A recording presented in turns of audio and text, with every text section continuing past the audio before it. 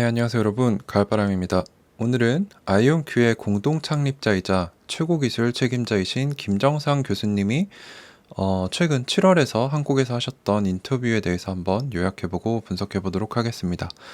이 인터뷰를 통해서 교수님이 어떤 백그라운드를 가지고 계시고 어떠한 생각을 가지고 계시고 또 아이온큐가 어떠한 방향으로 나아갈지에 대한 힌트를 좀 얻을 수 있었습니다. 소중한 자료이니 길더라도 한번 따라와 보시면 좋을 것 같습니다.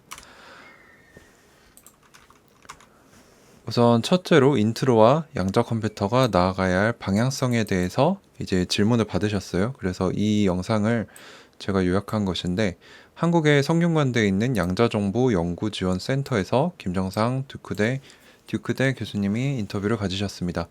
기본적으로 소개를 드리자면은 양자 컴퓨터 분야의 선두 스타트업인 아이온큐의 공동 창립자이자 CTO시고, 서울대 물리학과 스탠포드 단일 광자 실험을 하셨고, 벨 연구소, 이제 우리나라에겐 잘 알려지지 않았지만 매우 유명한 곳입니다. 노벨상 수상자들이 10명 가까이 나온 이 저명한 연구소인데, 여기서 연구원을 하셨고 듀크대 전자컴퓨터 공학 물리학과 교수를 하고 계시며 양자 컴퓨터 개발 및 2015년 회사를 창립하셨습니다. 그리고 여기서 제가 얻었던 소중한 힌트 중 하나가, 현재 최근 2년간은 학교에서 강의를 하지 않고 회사 일에 전념하고 있다고 하십니다. 그래서 회사 아이온큐 경영 및 기술 개발에 전념을 하고 계시다. 그래서 핵심 인재 중 한 명이다라는 증거를 얻을 수 있었고요. 양자 컴퓨터가 어떻게 나아갈 것인가에 대한 이제 질문을 받으셨을 때, PC와 같이 보급되는 방향으로 갈 것인지, 아니면 한두 대를 두고 사용하는 슈퍼컴퓨터와 같이 클라우드로 서비스로 사용을 하는 방향이 될 것인지에 대한 질문을 받으셨어요. 그래서 여기서 어떻게 얘기를 떼셨냐면은, 전통적인 PC는 중앙 집중적 고성능 컴퓨터, 이제 한두 대로 시작을 했다가 분산된 개인 휴대용 컴퓨터로 이제 디플로이가 됐습니다. 그래서 양자 컴퓨터는 현재는 초기 중앙 집중적 컴퓨터 모습을 가지고 있지만, 클라우드 서비스를 통해서 일반인들도 쉽게 사용할 수 있다는, 과거에는 없었던 장점을 가지고 있다고 합니다. 그래서 많은 사람들이 쉽게 양자 컴퓨터에 접근할 수 있는 환경이 마련되어 있다는 점이 조금 다르다라고 말씀을 해주셨어요.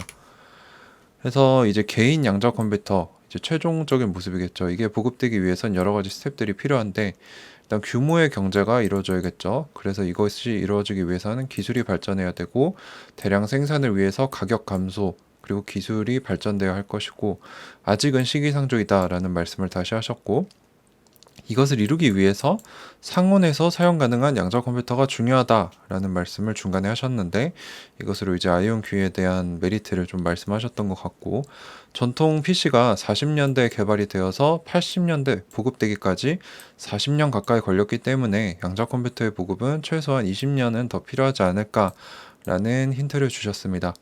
AI 역시 이론은 60년대부터 있었지만 최근 들어와서야 실용화가 시작되고 있기 때문에, 이런 신기술들이 상용화가 되고 실용화가 되기 위해서는 시간이 많이 걸린다는 얘기를 하셨는데, 이 AI가 잘 작동하려면 엄청난 양의 정보가 필요하고 이걸 프로세싱 할 수 있어야 된다는 거죠. 그래서 스마트폰의 보급과 대용량 클라우드 저장 기능 확보 등으로 충분한 데이터를 확보해서 상용화가 시작될 수 있었기 때문에, 아이디어는 있었지만 기술이 받쳐주지 못했다. 그래서 현재 양자 컴퓨터가 그런 상태이다 라는 얘기를 해주셨습니다. 그래서 양자 컴퓨터에 대한 처음 아이디어는 95년에 나왔으니 한 25년 정도 지났다고 합니다. 그래서 양자 컴퓨터는 현재 상용화의 첫 번째 단계에 와 있는데, 가격 그리고 성능의 조화가 이루어져야 한다. 지금은 가격이 너무 비싸고 성능이 안 나오고 있기 때문에 시간이 더 필요하다, 이런 얘기를 해주셨어요. 그래서 AI도 세 번의 위기가 있었는데 이거를 거치고 나서 이제야 보급 단계에 다가가고 있다고 하셨습니다. 자, 앞으로 양자 컴퓨터가 5년 안에 실용적인 어플리케이션으로 연결될 수 있을지가 중점이다. 그래서 이런 상용화에 대한 첫 번째 스텝을 밟을 수 있어야 되는 이제 데드라인을 5년으로 보셨더라고요. 그래서 이것이 어려울 경우에는 차세대 기술 개발, 즉 양자 컴퓨터를 버릴 수도 있다라는 되게 중요한 말씀하셨습니다. 저는 이게 오늘 인터뷰의 핵심 중에 하나라고 생각을 해요. 그래서 아마 2015년에 창립을 해서 지금 한 6년 정도 해오셨는데, 앞으로 4, 5년 정도, 그래서 총 한 10년 정도를 투자를 해서 결과물이 안 나올 경우에는 다른 기술 개발에 옮겨갈 수도 있다. 그래서 회사의 전망이 이제 5년 안에 결정될 것이다. 그리고 본인도 그렇게 판단할 것이다. 라는 이런 희미한 힌트로 봤습니다. 그래서 5년 안에 아이온큐가 어떻게 되는지가 중요할 것 같습니다. 그리고 또 인터뷰 하시는 분이 물어보셨던 게 기술 개발 중에 인상 깊었던 경험이나 사건이 있으셨는지 여쭤봤어요. 그래서 2004년에 그 저명한 벨랩을 떠나셨어요. 여기서 이제 광통신, 무선통신 등 통신 장비 쪽에 연구를 매진을 하셨는데 통신 기술은 이미 성숙한 마켓이라서 뭔가 새로운 기술 혁신을 통한 기회를 만들기가 어려웠다고 합니다. 그래서 2004년에 듀크 대학으로 조교수로 옮겨가시면서 앞으로 2, 30년 안에 큰 기회가 올 수 있는 기회를 노리다가 우연히 양자 컴퓨팅에 발을 들이게 되셨다고 합니다. 특히 이온 트랩 방식에 매진하고 계시죠. 그래서 교수님 개인적으로도 20년, 30년 안에 2004년에 들어가셨으니까 지금 2021년이죠. 그리고 아까 말씀하셨던 게 5년 안에 그럼 뭐 길게 봐서 2026년인데 그러면 거의 뭐 22년 길게 보면은 뭐 2030년까지 보겠다는 말씀이신 것 같아요. 그래서 이 기회가 이런 패러다임이 전환이 올 주기가 20년에서 30년인데 거기서 큰 기회를 볼 수 있는 양자 컴퓨팅에 베팅을 하신 겁니다. 마치 우리가 지금 아이온큐를 사서 양자 컴퓨터 시장, 양자 컴퓨터 기업에 10년을 보고 가는 것 같이 교수님은 이미 2004년에 2, 30년을 보고 이곳에 자신의 커리어를 베팅을 하신 거죠. 그래서 2012년 노벨상 수상자인 데이비드 와일랜드 박사님을 만났고 크리스토퍼 먼로 박사님, 지금 공동 창립자시죠, 아이온큐. 이때 전통적인 방식으로 접근하는 이 학자들을 만났는데 김정삼 교수님 본인 같은 경우는 전혀 경험이 없는 분야에 뛰어드는 것이었기 때문에 자신의 이제 미국은 테뉴어를 받아야 됩니다. 이제 종신 재직권인데 이것을 못 받을 수도 있다는 주변의 얘기들도 많이 들었지만 노력을 하셨다는 거죠. 그래서 초반에 원자 실험의 장비, 셋업 비용 등이 크기 때문에 고생을 많이 하셨고 본격적인 이온 트랩 방식 실험을 시작하는데 4년 이상이라는 긴 시간이 걸렸다고 합니다. 그래서 어떻게 보시면 교수님도 이제 양자 컴퓨터에 장투를 하신 거죠. 그래서 기존에 전공하셨던 뭐 통신 분야, 물리학 분야가 아니었던 전혀 새로운 분야였기 때문에 기존의 방식을 깨는 새로운 방식, 아이디어를 많이 가져올 수 있었다고 하십니다. 그래서 이제 아이온큐 쪽의 혁신과 기술적인 난제 해결에 도움이 되었다고 이제 개인적으로 말씀하셨습니다. 그래서 오히려 전통적인 복잡한 방식이 아니라 새로운 분야에서 새로운 퍼스펙티브 이런 견해를 가져왔기 때문에 오히려 그게 더 도움이 되었다라고 말씀하셨습니다. 그래서 통신 장비 상용화 경험으로 양자 컴퓨팅 상용화에 대한 아이디어도 많이 내셨고 전자공학과에서 양자 컴퓨팅을 2004년도에 시작을 했다. 이때는 이제 양자 컴퓨터 연구가 모두 물리학과에서 진행이 되었는데 듀크 대학 지금 재직하시는 곳에서 90년대 말 2000년대 초에 대규모 투자가 있었기 때문에 공대가 확장되고 또 새로 오신 분들이 새로운 시도를 많이 했기 때문에 이러한 새로운 연구를 하는 것에 대한 이런 프레셔나 뭐 편견은 없었다고 해요. 그런데 새로운 분야, 자기가 쌓아온 분야가 아니기 때문에 연구비를 따는 것이 쉽지 않았다고 말씀하셨습니다. 하지만 이 정도 고통은 달게 생각하고 노력하다 보니 좋은 기회가 많이 생겼다. 마치 저희가 장투를 이제 소신을 가지고 하다 보면은 큰 수익을 얻을 수 있는 것처럼 교수님도 커리어를 베팅을 하고 꾸준히 공부하고 노력했을 때 좋은 기회가 생겼다. 약간 이런 면에서 투자와 연구하셨던 면이 좀 일맥상통하는 것 같습니다. 또 다른 질문을 받으셨어요. 양자 컴퓨터와 전통 컴퓨터와의 앞으로의 역할 분담은 어떻게 될 것인가? 구분이 될지 또는 하나의 하이브리드로 합쳐질지에 대해서 질문을 받으셨는데 일단 현재는 고도의 연산 이 양자 컴퓨터 프로세서를 사용하고 싶을 때는 AWS를 사용해서 양자 컴퓨터를 이제 실제로 사용을 할 수가 있습니다. 근데 이 안에서 하나로 다 하는 게 아니고 가장 효율적인 방법을 생각을 해서 일부는 CPU, 일부는 GPU로 이렇게 가장 효율적인 방법으로 하이브리드 방식으로 분담을 시킬 수 있다고 합니다. 그래서 양자 프로세서, 양자 컴퓨터 자체도 전통 컴퓨터 수준을 아직 따라가기엔 멀었고 그럴 필요도 없다고 해요.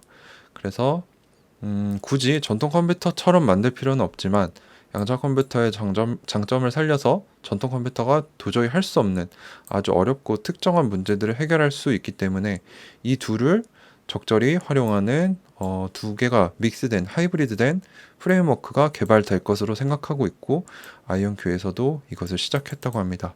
여기서 또 하나의 힌트를 주셨어요. 양자 컴퓨터 순수 사용하는 것뿐만 아니라 고성능 정통 컴퓨터를 적절하게 배분해서 혼합해서 사용하는 방법도 고안하고 있다라는 말씀을 해주셨고, 이것을 이제 코 디자인, 협력 디자인이라고 부르셨는데, 이게 실제로 어려운 것이 아니라고 합니다. 저도 어느 정도 삼성 SDS에서 코딩을 좀 배우고 지금도 그거랑 관련된 일을 하고 있기 때문에 좀 이해가 됐어요. 일례로 엔비디아의 쿠다라는 플랫폼이 있습니다. 그래서 GPU의 가상 명령어 셋을 사용할 수 있도록 해주는 소프트웨어인데, 이제 가장 낮은 레벨, 가장 어려운 이쪽 분야는 전문가들이 해놓고, 이제 일반 사람들은 라이브러리, 이제 프로그램들을 재활용할 수 있도록 모아놓은 그런 것들, 간단한 명령어를 사용해서 함수만 알면은 다양한 프로그램 또는 명령어들을 사용할 수 있다는 거죠. 그래서 한 사람이 다 알 필요가 없다는 겁니다. 그래서 전문가들이 양자 프로그램 쪽을 개발을 해놓으면 일반인들은 그거 가져다 활용만 하면 된다. 그래서 이 양자 컴퓨터와 전통 컴퓨터 하이브리드 방식으로 쓰는 게 어려운 것이 아니다라는 말씀을 해주셨어요. 이렇게 양자 컴퓨팅에서도 동일하게 적용을 해서 전문성을 요하는 거는 전문가들이 하고, 실제 일반인 수준의 이제 개발자들은 양자 컴퓨터를 활용할 수 있도록 하는 단계가 곧 올 것이다 라고 말씀을 해주셨습니다. 따라서 한 사람이 다 잘할 필요가 없고, 각자 분야에 뛰어난 사람들 그리고 그러한 조직들의 협업이 중요하다라는 말씀을 하셨습니다. 그리고 또 어떤 얘기를 하셨냐면은, 공학 분야에서는 2, 30년을 주기로 가장 중요한 공학적인 문제들이 기술과 함께 완전히 변하는 패턴이 있다고 합니다. 아까 2, 30년이 또 나왔었죠. 그래서 양자 컴퓨터도 최근 미국 공대에서 굉장히 많이 찾고 있다. 즉, 우리가 이제 마주해서 풀 수 있는 문제가 지금의 컴퓨터, 슈퍼컴퓨터 수준으로 할 수 없기 때문에 이제 가장 중요한 문제들이 양자 컴퓨터를 가리키고 있기 때문에 이 기술과 패러다임이 전통 컴퓨터에서 양자 컴퓨터로 갈 수밖에 없다라는 말씀을 해주셨어요. 그래서 마치 70년대 전자공학과가 기존의 전력 분야에서 실리콘 반도체가 개발되면서 이쪽으로 패러다임이 시프트 됐던 것 같이, 앞으로 공대 안에서도 양자 기술의 확장이 이라 엄청난 관심이 올 것이다, 그렇게 생각하고 있다라고 말씀을 해주셨습니다.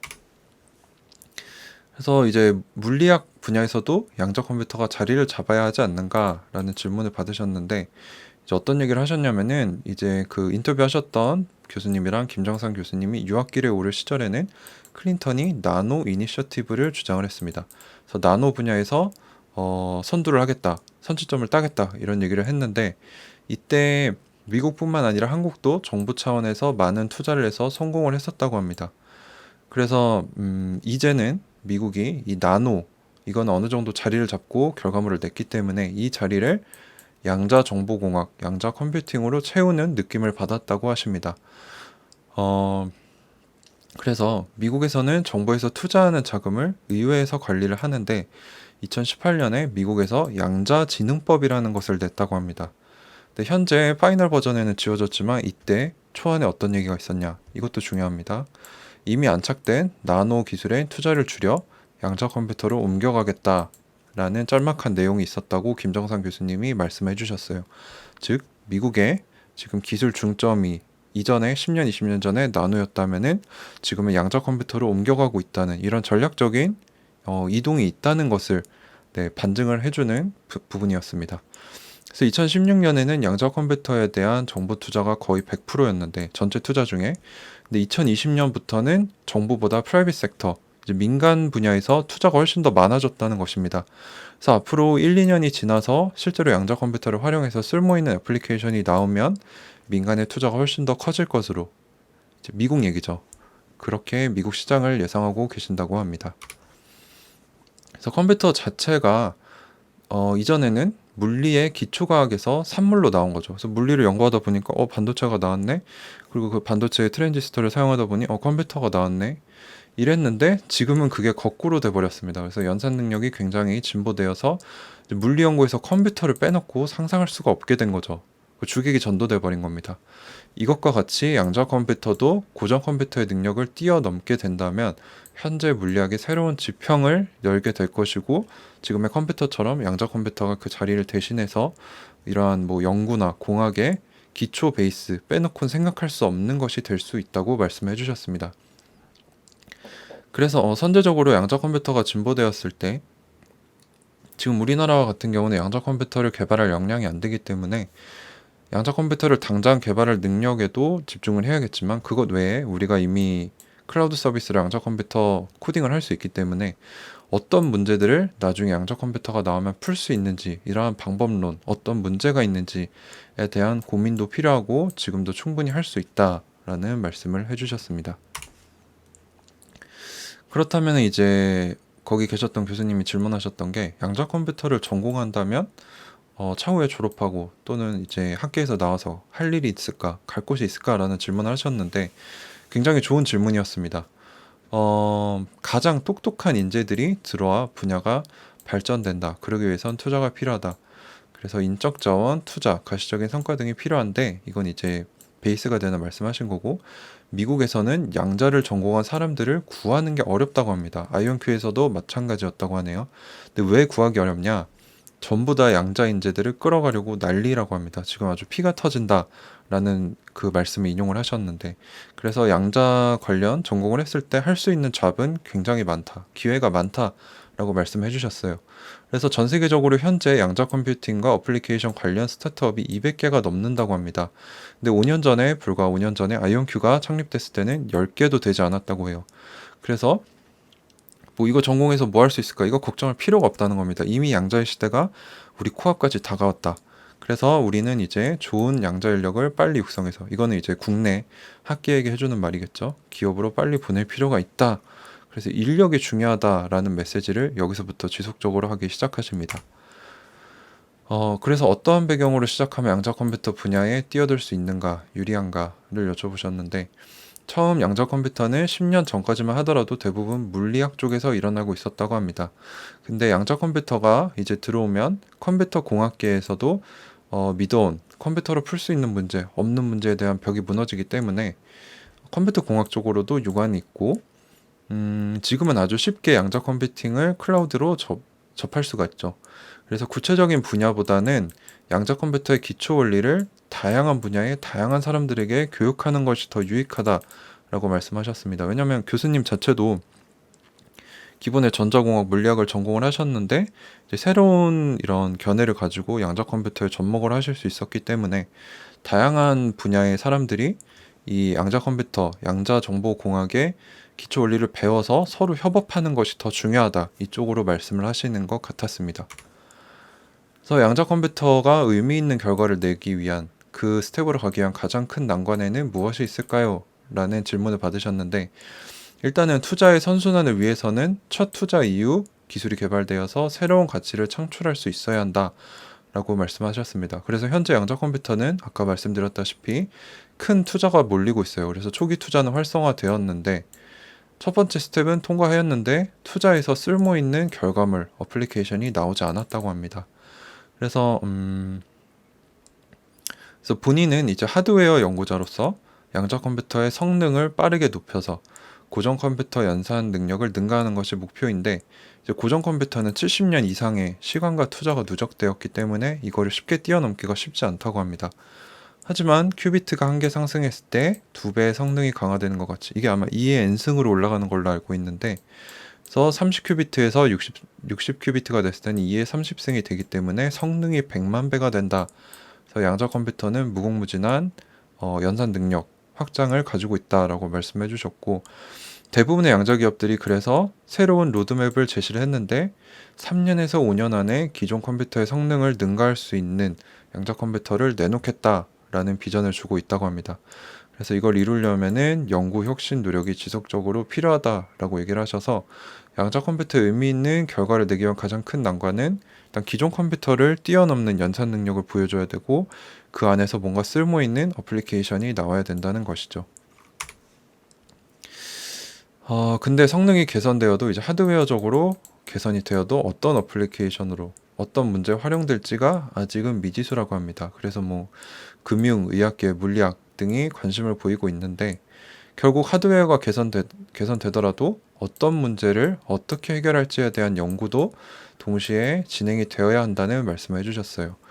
그래서 하드웨어 성능이 뒷받침되어야 되고 좋아져야 되고, 다양한 문제를 어떻게 풀 것인가에 대한 이런 방법론이 있어야 3년, 5년 사이에 가능성이 터지지 않을까 생각하고 있다고 하셨고, 이것이 되어야 상용화가 더욱 차후에 개선화가 가속화가 될 것이다. 3년에서 5년 사이에 소위 킬러 앱이 나와야 된다. 그래서 그러한 앱이 나오도록 본인의 회사도 환경을 조성하고 있다고 하셨습니다. 그래서 아까 말씀드렸다시피 이제 교수님이 쇼부를 보고자 하는 기간이 3년에서 5년이 아닐까. 그래서 아이온큐에 우리가 집중해야 되는 시간이 3년에서 5년 사이에 유의미한 결과물이 나오느냐 못 나오느냐가 아닌가라는 또 중요한 힌트가 나왔던 것 같습니다. 그래서 양자 컴퓨터 분야에서 각국 수준에 대한 질문을 또 받으셨는데 10년 전만 해도 비슷했다고 합니다. 최근 2, 3년 사이에 상용화에 대한 불이 붙으면서 격차가 굉장히 빨리 벌어졌는데, 상용화를 하겠다라고 마음먹은 것과 마음을 안 먹은 것에 대한 차이가 엄청나게 벌어졌는데, 왜냐하면 이 상용화에 들어가는 비용, 공학, 기술, 그리고 고급 인력에 대한 니즈가 상당히 다르기 때문입니다. 그래서 지금 가장 큰 바틀렉, 가장 큰 장애물이라고 해야 될까요? 이것을 인력으로 보셨어요. 그래서 고급 인력이 부족하다. 이 얘기가 또 나왔습니다. 그래서 아이온큐는 미리 인력을 트레이닝을 해서 회사를 설립했다고 해요. 그래서 아이온큐 자체에는 지금 큰 문제가 없어 보이는데, 이런 인력풀 면에서 뭐 기업과 국가 간의 빈익빈 부익부가 생기고 있다고 합니다. 현재 양자 컴퓨터의 상용화 선도주자로는 IBM, 아이온큐, 허니웰 정도가 있다고 말씀해 주셨는데, 시스템 상용화를 5년 전부터 연구를 해서 이제 아이온큐는 2, 3년 전에 프로토타입을 만들어서 서비스를 시작했다고 해요. 근데 지금 시작하는 회사들은 고급 인력 확보가 어렵기 때문에 이 격차가 굉장히 크다. 그래서 여기서 또 힌트를 주셨죠. 양자 컴퓨터에 베팅을 하고 싶다면 IBM, 아이온큐, 허니웰에 투자를 해라 라고 돌려서 말씀해 주신 것 같아요. 그래서 지금 시작하는 회사들에 투자하는 건 좋은 생각이 아니다 라고 말씀해 주신 것 같습니다. 고급 인력 확보가 어렵기 때문에. 그래서 국내에서도 이제 인재들을 키우고 또 인재들이 해외에 유출되지 않도록 방지를 위한 노력이 필요하다라는 말씀을 해주셨습니다. 그래서 또 인터뷰하시는 교수님이 조만간 양자 컴퓨터 분야에 노벨상이 나오지 않을까요? 라는 질문을 주셨는데, 노벨상을 받는 기준에는 두 가지가 있다고 합니다. 기초과학에 기여를 했는가, 뭐 예를 들어서 중력파를 발견했는가, 또는 신기술을 통해 인류에 기여를 했는가. 그래서 뭐 트랜지스터, 광섬유, 집적회로 개발 등이 있는데, 양자 컴퓨팅 분야에는 이미 제가 저번 영상에도 다뤘는데 데이빗 와일랜드 박사님이 원자와 광자 사이의 상호작용으로 양자 논리회로, 즉 양자를 이렇게 활용을 해서 뭔가 정보를 주고받을 수 있도록 하는 그런 방법을 증명을 하셨기 때문에 이미 기초과학 쪽으로는 노벨상 수상자가 나온 겁니다. 이걸 기초과학 쪽으로 보시더라고요. 근데 이번에 신기술 개발로 인한 인류 기여로 수상자가 나오려면 아까 말씀하셨듯이 10년 정도는 더 걸리지 않을까라고 말씀해 주셔서, 또 여담으로 노벨상은 사망한 사람에게 수여하지 않고 암묵적으로 부자에게는 주지 않는 이런 관습이 있다고 하네요. 그래서 집적회로를 발견한 사람 중 두 분이 계셨는데, 한 분은 부자였기 때문에 그분은 못 받고 다른 한 분이 노벨상을 수상하셨다는 또 여담을 해주셨습니다. 그래서 한국에서의 사업계획, 교류계획은 어떤 게 있으시냐라고 질문해 주셨는데, 한국학계와는 꾸준한 교류를 해왔고 10년 전쯤에 이미 본인이 이제 조교수 딱지를 막 떼고 정식 교수가 됐을 때 카이스트에서 강의를 하시면서 여러 학교와 기업들에게 양자 컴퓨터 분야에 투자를 좀 해보지 않겠느냐라고 의견을 많이 피력을 하셨다고 합니다. 왜냐하면 인력 확보가 중요하기 때문이죠. 그래서 국내 대학에서 만약에 양자 연구, 협업, 강의 등이 필요하면 본인과 본인 회사는 얼마든지 지원할 생각이 있다고 말씀하셨고, 지금 안 보이더라도 이 양자 컴퓨터 분야에 미리 투자해야 한다. 이미 보이면 늦는다. 앞서가는 투자를 해야 한다. 라는 말씀 해주셨는데, 이게 이미 아마 이제 인력, 교육에 대한 투자를 말씀하셨던 것 같은데, 저는 마치 저한테 말씀하시는 것 같았어요. 그래서 너희들 투자할 거면 지금 양자 컴퓨터, 그리고 우리 앞서가고 있으니 우리 기업에 투자를 해라. 마치 이런 인상을 받았습니다. 왜냐하면 너무 인터뷰 내용도 좋고 핵심 인력들도 좋고 기술력도 앞서고 있기 때문에 저도 역시 큰 비중을 투자를 했기 때문에 고민이 많이 됐는데, 이 교수님의 말씀을 들으면서 그렇지. 제2의 테슬라를 발굴하려면 딴 사람들이 못 보는 앞으로 촉망받는 시장의 1등 기업을 미리 사야지. 그게 지금이 아닐까? 그래서 아이온큐에 투자를 잘한 것 같다 라고 저의 이런 투자 결정에 대한 확고한 결심이 섰던 것 같습니다. 그리고 미국에서는 이미 양자 인력들을 많이 뽑아서 어떻게 활용할지 고민하고 있으니 국내에서도 스타트업 대기업들 그리고 정부도 이 전략을 짜고 고민할 필요성이 있다. 안 그러면 차후 양자 컴퓨팅 시장이 도래했을 때 우리 기업들 뿐만 아니라 우리 국가의 전략적 우위를 잃을 수 있다라는 말씀을 해주셨어요. 그래서 2021년, 2022년에는 국내 기업들과 많이 만나보고 전략, 자료 찾는 것에 대한 교류를 많이 해보겠다라고 말씀하셨기 때문에 뭐 삼성에서 이제 아이온큐가 투자를 받은 것과도 큰 멀진 않은 것 같아요. 그래서 올해와 내년 사이에 아이온큐가 또 국내에서 뭐 산학계와 함께 뭔가 하지 않을까 이런 힌트를 주신 게 아닐까. 그래서 올해와 내년에 아이온큐가 대한민국에서 어떤 일을 할지 한번 모니터링을 해보는 것이 좋을 것 같습니다.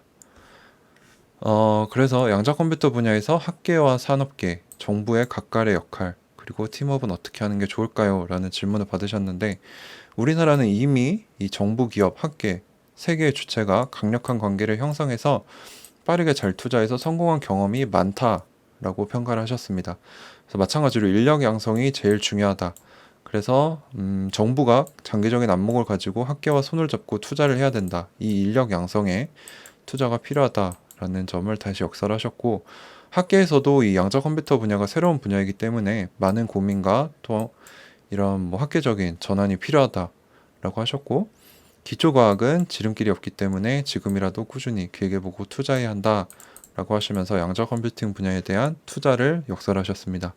그래서 우리나라가 지금 양자 컴퓨터 실무를 개발하지 못하더라도 이미 뭐 이 기술을 접하는 거는 클라우딩 서비스로 할 수 있기 때문에 애플리케이션 분야에서 연구를 할 수 있습니다. 그래서 이러한 양자 컴퓨팅 분야에 대한 기술 그리고 교육을 통해서 인프라를 형성을 해서 지금 실물이 없더라도 차후 애플리케이션 분야에서 앞설 수 있도록 국가적인 차원의 이런 세계의 주체에 도움이 필요하다라고 말씀을 하셨고 리스크를 감수하더라도 기업들이 먼저 투자하여 우위를 점해야 한다라는 말씀도 해주셨습니다. 그래서 아우트로로 이제 결론으로 더 하고 싶은 말씀을 해주셨는데 이 부분도 저한테 참 많이 와닿았던 것 같아요. 남들이 안 하는 새로운 길을 가는 것이 어렵지만 리스크를 감수하지 않고서는 큰 일을 할 수 없다. 리스크가 있더라도 해야겠다는 생각이 있으면 끝까지 가봐라. 그러다 보면 길이 열리고 기회가 생길 것이다. 자기가 하고 싶은 일이 있으면 과감하게 뒤돌아보지 말고 열심히 해봐라. 그리고 주변 사람들과 함께 오픈된 마음으로 문제를 해결해보고 시도해보다 보면 성공할 수 있을 것이다 라는 말씀을 해주셨습니다. 그래서 저도 이제 아이온큐에 투자하는 것이 어떻게 보면 남들이 안 하는 새로운 길을 가는 거고 리스크도 굉장히 크죠. 그리고 아직 보이지 않는 길이기 때문에 투자에도 똑같이 접목할 수 있을 것 같습니다. 그래서 오늘 교수님의 이런 인터뷰를 들어봤을 때 내가 아이온큐에 투자한 것이 정말 잘한 것이다. 그리고 앞으로 어려움이 있겠지만 끝까지 한번 가봐야겠다라는 생각이 들었습니다. 아마도 아이온큐 내부에 큰 문제가 없고 문제가 생긴다면은 이제 투자 방향성을 바꿀 수 있겠지만 현상 유지를 하면서 이제 기술력이 진보되는 모습을 조금씩 보여줄 경우에는 저는 10년 이상 투자할 생각을 가지고 있습니다. 네, 그래서 오늘 아이온큐의 공동 창립자이자 최고 기술 책임자 CTO이신 김정상 교수님의 인터뷰를 이제 요약하고 분석하면서 어떤 생각을 가지고 계시는지 그리고 우리한테 어떤 힌트를 주시는지 어떤 교훈을 주시는지에 대해서 한번 살펴봤습니다. 여기서 주셨던 소중한 내용들, 힌트들이 많기 때문에 제가 한번 찝어서 이제 고정 댓글로 한번 남겨보겠습니다. 네, 긴 영상 시청해주셔서 감사합니다. 가을바람이었습니다.